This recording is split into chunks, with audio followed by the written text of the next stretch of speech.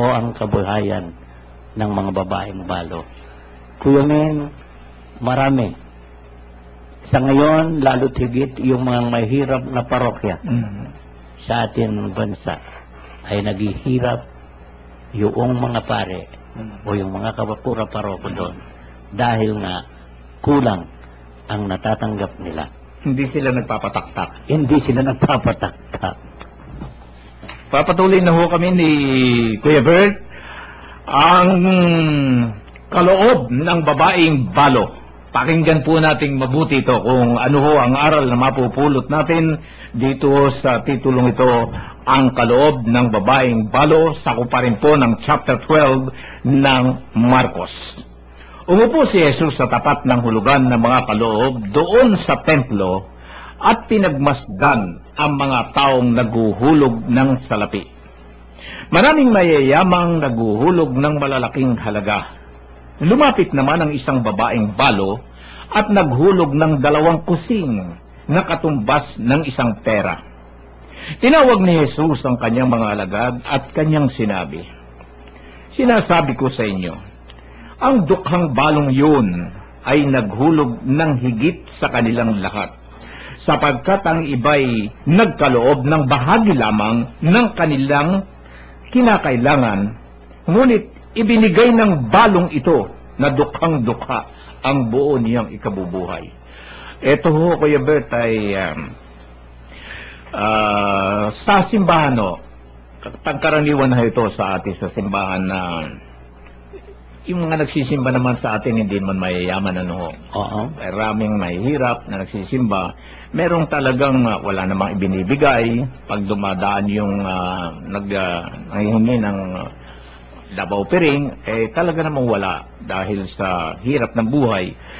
Pero tituhoy kung ating ilalarawan, nakikita ho natin dito na itong babaeng balong ito ay siguro mapakahalaga para sa kanya yung kanyang ilang pusing na yan. Sa patulad din natin, mahalaga rin sa atin. Pero dito pala binibigyan ng diin at ng halaga ng ating Panginoon na kapag ka ikaw ay nagbigay kahit nakakunti at ito'y bukal sa iyong loob, sa iyong kalooban na ipinagkaloob mo, mas mahalaga pala ito kaysa dun sa isang nakakariwasa sa buhay na maraming ibinigay na sobra lamang dun sa kanyang mga kayamanan. Bakit ho ganito? Meron naman hong mayayamang, Kuya Bert, na nagbibigay din naman na kusa sa kanilang loob na talagang nagkakaloob sa Panginoon. Masasabi ba natin kahit na ito'y bukal na bukal sa kalooban ng isang mayaman na masalapi na nagbigay siya, nag-donate siya, ay masasabi pa rin ba natin ito na mas mahalaga pa rin yung isang balo na nagbigay ng kusing? Anong masasabi niyo rito? Alam mo, Kuya Min, kaganda ng tanong mo, Pero ang isipin natin, bakit nga ba sinabi ito ng Panginoon sa kanyang mga alagad? Tinawag pa So, ibig sabihin, tinitingnan ng Diyos yung reaksyon ng mga nagbibigay. Binabasa rin ng Diyos yung isip ng nagbibigay. At alam naman natin lahat na ang Panginoong Diyos o ang ating Panginoong Jesus ay wala kang pwedeng ilihim sa Kanya. Bati niya ang ating iniisip. So, ang karamihan ng mayayaman na ito, sigurado ito, baka winawagayway pa pinakikita pa yung ibibigay, lalo tigit kung malaki. Hindi yung tao sa puso niya, kundi kaya siya nagbibigay upang maipakita sa mga tao na nagbibigay siya upang purihin siya, upang angahan siya. Hindi ito ang ibig ng Diyos, Kuya Min. Pero katulad ng sabi mo, may nagbibigay ng mga mayayaman. Totoo yun. Maraming mayayaman na nagbibigay na hindi alam na nagbibigay pala yung mayaman na yan? Sapagkat lihim. Ibinibigay niya yon sa Diyos, hindi upang siya ay sumikat. Upang ang tungkulin niya sa Diyos ay kanyang maisakatuparan at masunod ang gusto ng Diyos. Alam mo kuya, dito sa pangyayaring ito, dito huli ang ating simbahan. O hindi ko masasabing ang simbahan mismo ang huli, kundi yung mananampalataya ng ating simbahan, ang mga Katoliko. Alam nating lahat na mayroong utos ang Diyos na 10% na dapat nating ibigay. Pero, marami siya ngayon. Lalo't sa mga bagong litaw. Idinidiin nila ito. Na dapat kang magbigay ng 10%. At mayroon pa ngang nagsasabi na pagdating ng isang taon ay may tungkulin kang ibigay mo yung ikapo ng iyong tinanggap na biyaya mula sa Diyos. Kaya nga makakita mo yung mga simbahan napakaganda. Pero nakakaawa ang simbahan ng Diyos. Bakit? Kasi nga itong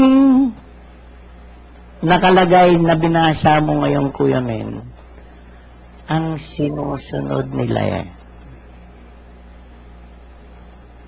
kusa. Kasi kailanman ay hindi na inulit ng Diyos ang 10% na dapat ibigay ng tao. Pero, kung titingnan natin ang aral ng ating Panginoon, hindi kailangan pa o hindi lang 10% ang kailangan kundi buo ng ating puso at kaisipan na ibigay natin sa Diyos. Kung natatandaan mo, Kuya May, sa nadaanan nating mga binasa mo, yung binatang mayaman 10% binibigay niya. Sinusunod niya yung 10 utos. Nag-aayuno siya. Pero hindi pa siya ganap. Kaya sabi ng Diyos, kung gusto mong maging ganap,